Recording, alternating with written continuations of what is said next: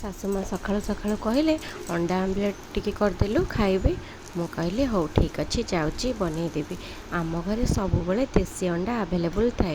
ଆମ ଘର ପାଖରେ ଗୋଟେ ବଡ଼ ଫାର୍ମ ହାଉସ୍ ଅଛି, ଆଉ ସିଏ ଦେଶୀ କୁକୁଡ଼ା ରଖିଛନ୍ତି।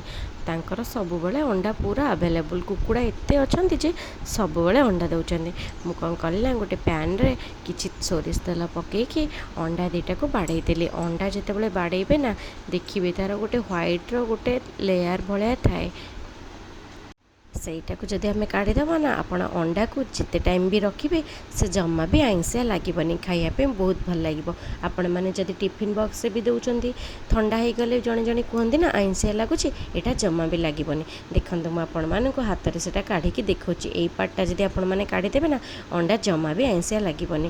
ମୁଁ ତାକୁ କାଢ଼ି ସାରିଲା ପରେ ସେଥିରେ ସ୍ୱାଦ ଅନୁସାରେ ଲୁଣ ଦେଇକି ତାକୁ ଟିକେ ଭଲରେ ଫେଣ୍ଟି ଦେବା। ଆପଣମାନେ ଯେତେ ଭଲରେ ଆକୁ ଫେଣ୍ଟିବେ ଅଣ୍ଡାଟା ଆମର ସେତେ ଫ୍ଲପି ହେବ ଖାଇବା ପାଇଁ।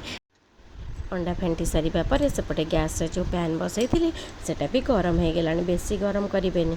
ଗ୍ୟାସ୍ର ଫ୍ଲେମ୍କୁ ଏଠି ପୁରା ଲୋ ରଖିକି ଅଣ୍ଡାଟାକୁ ଢାଳିବେ, ନହେଲେ ତଳ ପଟୁ ଅଣ୍ଡା ଆମର ପୋଡ଼ିଯିବ।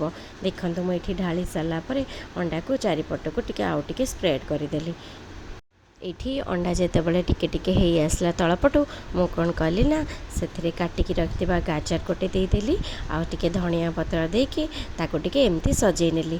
ଧଣିଆ ପତ୍ର ଆଉ ଗାଜର ଦେଇ ସାରିଲା ପରେ ଅଳ୍ପ ଟିକେ ଲଙ୍କାଗୁଣ୍ଡ ତା ଉପରେ ଛିଞ୍ଚିଦେଲି। ଆଉ ଅଣ୍ଡା ଆମର ତଳପଟୁ ହେଇ ଆସିଲାଣି। ଏବେ ଆଉ ଟିକେ ଏପଟ ସାଇଡ଼୍କୁ ନଉଟେଇ ଦେବା। ଟିକେ ଦେଖିକି ନଉଟେଇବେ, ନହେଲେ ଗାଜର ଆଉ ଧଣିଆ ପତ୍ରଟା ବାହାରି ଯାଇପାରେ।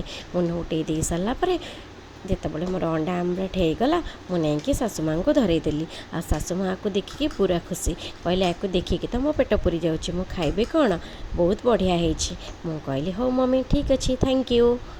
ତାଙ୍କୁ ଅଣ୍ଡା ଆମ୍ଲେଟ୍ ଦେଇ ସାରିଲା ପରେ ଆଉ ତାଙ୍କ କଥା ଶୁଣିଲା ପରେ ମୋ ମନ ପୁରା ଖୁସି ହେଇଗଲା। ଯାହା ହଉ, ଏତେ କଷ୍ଟ କରିକି କରିଥିଲି, ମୋ ପରିଶ୍ରମର ଫଳ ମୋତେ ମିଳିଗଲା। ଆପଣମାନଙ୍କୁ ଯଦି ମୋ ଭିଡ଼ିଓଟି ପସନ୍ଦ ଆସୁଛି, ତେବେ ମୋ ଚ୍ୟାନେଲକୁ ନିଶ୍ଚିନ୍ତ ଲାଇକ୍ କରିବେ, ସେୟାର କରିବେ, ସବସ୍କ୍ରାଇବ୍ କରିବେ। ରହୁଛି, ନମସ୍କାର। ଓମ୍ ନମଃ ଶିବାୟ।